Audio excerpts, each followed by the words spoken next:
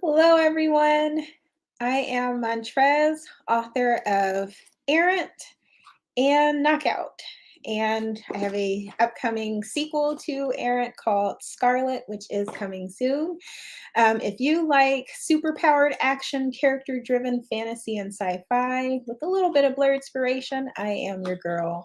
And blurred inspiration is just Black nerd inspiration. So yes, but I am Montrez. You can follow me on Instagram um, for caffeinated blurred features, where I talk about books that I like to read and coffees and teas that I like to drink. So if you are a caffeine lover, definitely check me out there. I do want to take the time to thank Katherine for allowing me to grace her amazing YouTube channel. It is amazing to be listed under so many featured authors who are just amazingly talented. So thank you for having me here, Katherine. And thank you to everyone who's tuning in live and those who will be watching the replay. I am here to read from my book, Errant. Here we go. And I'm going to jump into some action. I usually read the first chapter, and you can kind of view that like if you do the look through on Instagram. So, hello, thank you for joining. So I'm going to dive into a chapter that you won't get to later, just to kind of pique your interest to see what some of the action is. I'm going to be reading from chapter 28. All right, guys. And again, this is my book, Errant. I sleep free of dreaming, but all good things come to an end. The serenity of my silent, dark rest ends abruptly with what feels like a torrent of ice-cold water smacking against my skin, aggravating my exhausted body. I sit up, inhaling sharply, too cold and stunned to scream. My tired, stinging eyes search around the dark as my fingers feel at my surroundings. I'm sitting on a stiff mattress that has the consistency of cardboard. Thin blankets cover my legs with paper-thin sheets beneath me. The generic bed, my clothes, and skin are soaked with ice and water. I shiver, cold rather than afraid. My body feels the aches, the pain, and the cold, but mentally and emotionally, I'm numb. I know I should be afraid. I should be worried and maybe even begging for my life. Max's crew is radical. They're dangerous, and they're also very aware that I hang out with people they don't get along with. A boy grabs me roughly by the arm and forces me up. My eyes adjust to the dark. I busy myself, taking in my surroundings. I ignore the way his short, jagged nails dig into my skin, and the way he purposefully walks faster than he thinks I can keep up. He half drags, half pulls me along, but I don't fight or protest. Our footsteps make a muted thud that echoes off the silence of the building. But New York traffic is ever present in the background. There are the honks, screeching tires, vibrating music, the steady whirring of cars and whizzing by in sirens loudly announcing another emergency. There is even the distant murmur of voices beyond these plastered, aged walls. From the holes in the walls, the unfinished wood, and exposed installation, I'm guessing we're in an abandoned building. There is a slightly moldy smell coming from dripping cracks in the ceilings. Rusted pipes smell like copper pennies and sewer water. Faded, half-broken lockers line portions of the halls, and several average-sized rooms with wooden doors and small windows reveal chalkboards and desks. We pass a gymnasium and cut across what looks to be a wrecked entrance. I notice an empty glass showcase and offices. This is a school building, or at least it used to be. For once, I'm led down a flight of stairs instead of a rooftop. As we descend, I expect the smell of rust, stale water, and mold to grow stronger. I'm surprised when the smell disappears altogether and the halls are lit, the cement floors are clean. Things look Spartan, but sanitary. The lower level is much different than the main floor. Music welcomes my ears with a thrumming bass, steadying the last of my uncooperative nerves with a pulsing beat. I wonder if I'm being led to an execution or some sort of interrogation where they're going to torture me until I spill secrets I don't really know about KO and the others. We stop at a plain gray steel door and at the end of the hall. I study the guy who's been leading me through the maze. It's Tattoo. He notices me staring at him and he growls. Half out of my mind from stress and fatigue, I growl back. His eyes widen. He opens the door and quickly shoves me inside. The door slams behind me, still dripping wet, clothes clinging to my torso and limbs. I find Emery sitting calmly at a plain white plastic table with a computer on it. His black cobra eyes study me top to bottom. I stare back at him, wishing my gaze could laser a hole through his forehead. You look a lot better than I thought you would. Thought you'd be dead by now, he comments. I could respond a million different ways, but I keep my head up and my mouth shut. Did they cut your tongue out? You were mouthy last time we met. Yeah, and you had a bloody face, I snap. His deadened eyes light up, and he offers me a chilling smile. There's that fire. It's what saved you, you know. When I don't respond, he adds, You impressed Max. Oh, joy. Some militant extremist thinks I'm cool enough to join his band of violent crazies. Am I supposed to do cartwheels? I feel a little insulted that he thinks I'm impressive. It's shocking, really, since I remember you being weak and pathetic. KO's not here to save you, so you may want to be careful around these parts. KO's got nothing to do with this. He laughs again, but this time it's more like I expect. An unamused half chuckle that doesn't quite reach his cold eyes. We've got ears and eyes everywhere. Everyone knows about the girl who drives KO wild. Literally. You should see him now. He's running the streets looking for you. Some of the numbness melts away and my heart flutters. Stupid heart. Don't get excited. He won't find you. Like I told you before, you're on the wrong team. If you only had those screw-ups to rely on, you'd be dead by now. You're lucky we were watching you. With the numbness melting away, fear becomes a reality again. The hope I felt knowing KO was looking for me dims in comparison to violation of knowing Max's crew has been spying on me, probably on all of us. We started telling you in Chinatown the day you and KO were having your couples feud. It was entertaining stuff. Invasion of privacy aside, if he's telling the truth, that meant his guys were at my aunt's house when Santos abducted me. They didn't lift a finger to help me. Santos could have killed me. Emery shrugs, his eyes glazing over with boredom, like he's been waiting for me to piece everything together. We had to find Max some way. You were the logical bait. Your family's so dysfunctional. That aunt of yours is a piece of work. Your cousin's hot, though. I take a step forward. Blood suddenly hot, rushing and roaring in my ears. I leap into the air, land on the table, and slide across the slick surface on my knees. My fists fly, hitting Emery's pale, pristine face a few times before he recovers enough from the shock of my attack to deflect and hit me back. He uses an open palm instead of a fist, but it feels like a brutal whip. The force is enough to turn my head and cause a temporary loss of breath. I blink back blind spots just as another figure grabs me by the waist and tosses me back. I stumble but land on my feet. Max stands between us. Emery cools down first, spitting and smiling with bloody teeth. She's savage. She'll fit right in. I don't want to fit in. I want to smash your face. Santos could have killed me, and they would have just watched. To think they call Geezer and the others coward. Cool it, Red. You don't want to make enemies of the people who just saved your life, Max says. You know, you could offer me some food and a nice hot shower before we continue with whatever we're doing. It's the least you could do after using me as bait, I say. Red, once you see this, you may want to make yourself at home, Max says, tapping the laptop in front of him. The horrible feeling in my stomach grows exponentially worse. I try to stay calm and not wring my hair out, but my brain starts creating scenarios. Never gonna happen, I say. Max seems more confident in his opinion than I do mine. He smiles at me and gestures for Emery to turn the computer around. I almost turn my head and refuse to look, but the screen automatically catches my eye.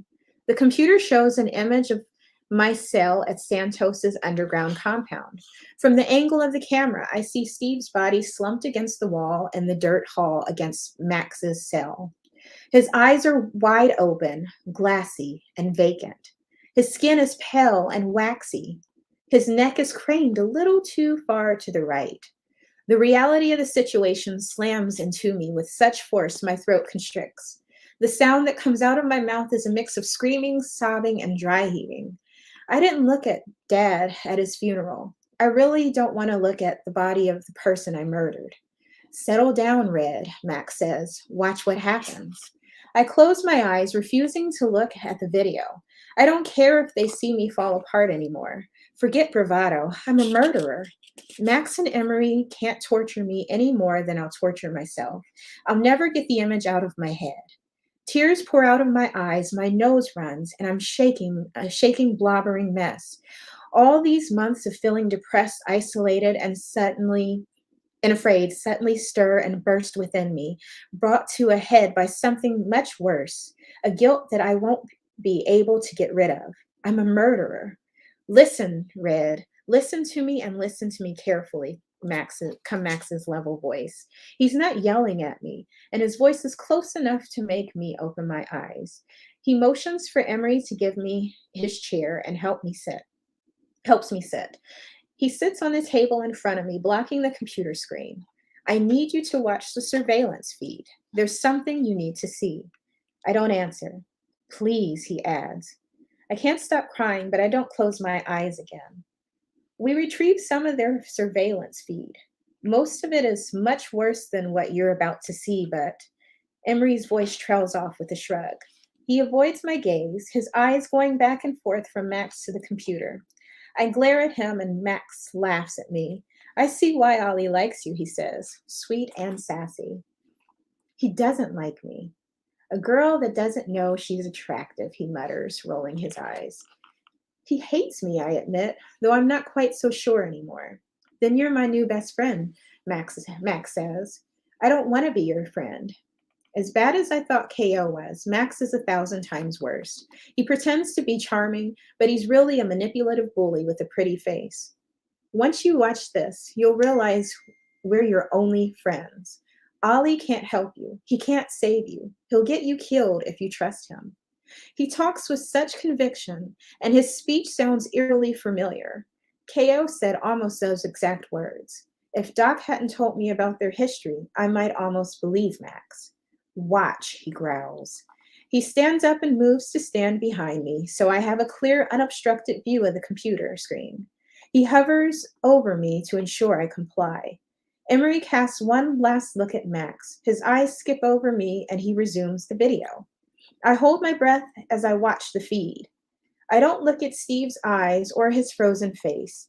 Instead, I focus on the blood-stained cement. Emery's words replay in my head. We retrieve some of their surveillance feed. Most of it is much worse than you are about to see, but what could possibly be worse than watching the body of a man I killed broken and abandoned? Then I remember, Max and I weren't the only ones Santos and his men captured. We were just the lucky two who made it out alive. I shiver. Max leans closer to me to make sure I'm watching, but he doesn't have to worry about me anymore. I can't tear my eyes away from the computer screen now if I wanted to. The longer I stare at Steve's lifeless body, the more I'm reminded of who he really was. He was like Max. On the outside, he was handsome and friendly, the yin to Santos's crazy dark yang, the good cop to his bad cop. But he was just another face with the same values Santos upheld. Both times I had the misfortune of being at their mercy, he hadn't argued that it wasn't right to kill. He just wanted to make sure he was killing the right type of person. He was a serial killer, just like Santos, who justified the taking of lives by associating being different with being evil. The shock and some of the guilt I feel slowly subsides.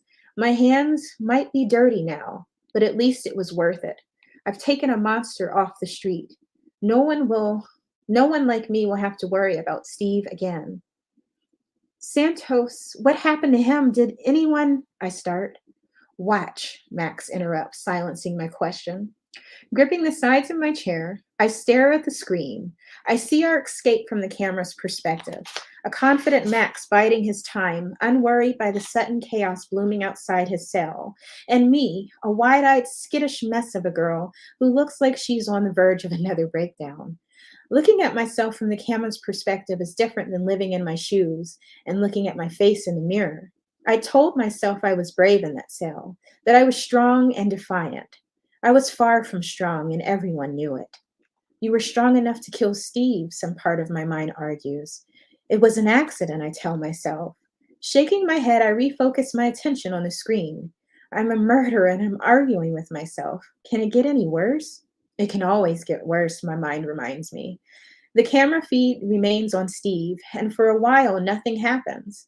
All the chaos subsides, and things are eerily still. My focus retreats, sliding to other thoughts and concerns like sleep and food, when my eyes zoom back in at the sight of movement. I blink a few times. This can't be real. Steve's ragdoll corpse twitches. It happens in small ways at first, a finger, then a foot. Then his entire body begins to convulse. I've heard somewhere, probably from a movie, that dead bodies can move and even make sounds. It has something to do with the releasing of gas and bodily fluids or something like that. Somehow, this is different. This is something more, something unnatural. Steve's twisted neck unwinds. It cracks and pops, reshaping its proper alignment. His broken, awkwardly angled legs snap back into place. I can practically see the blood refilling his empty veins. The pallid complexion of his skin flushes with color, transforming from an off-white to an even, unblemished golden tan. His skin becomes supple and his muscles well defined in his arms rather than saggy. Steve's mouth opens wide as he takes in a sharp, painful breath. He sounds like he's recovering from attempted strangulation. Ironically, I'm having a hard time breathing. My chest and lungs feel like they're on fire. This can't be happening. It can't be real. But I continue to watch as the vacant, glassy film of death clears from Steve's eyes. He stretches his neck muscles from side to side, his body snapping and cracking as if he's only recovering from a stiffness of sitting in one place too long. His hands ball into fists, and a frown contorts his mouth as he rises to his feet and strides out the room like he's just had the most refreshing nap. Emery disconnects the video and snaps the computer closed as Max moves from behind me to sit on the table again. They stare at me, and I stare dumbly back at them. Max and Emery give me time to make sense of what I'm seeing. I don't know if I really want to make sense of it. Unable to take the prolonging silence, I state the obvious. He was dead. My voice comes out low and raspy. My throat is dry. I clear my throat, really wishing I had some water. My hands shake, and as much as I try to still them, I can't. I killed him, I say aloud. Max nods. Cold sweat forms around the edges of my hairline. But he just Max's bruised jaw tightens. Yes. You killed him. He was dead. Now he's alive and very, very angry. As bizarre as it sounds, the things make more sense. This isn't the first time I thought Steve died. I remember very clearly how Geezer shot him. I remember the vacant gaze and all the blood. While I'd been distraught, Geezer and the others hardly batted a lash. Ollie and Geese must have forgot to mention the lethal hunters who want to kill us are immortal, Max says. They weren't the only ones. Rox and Tristan never told me either. Max pats my shaking hand and offers me an electric smile. You're welcome to leave and go back to my brother. But if you want to live, training starts tomorrow, 5 a.m. sharp. Welcome to the fleet.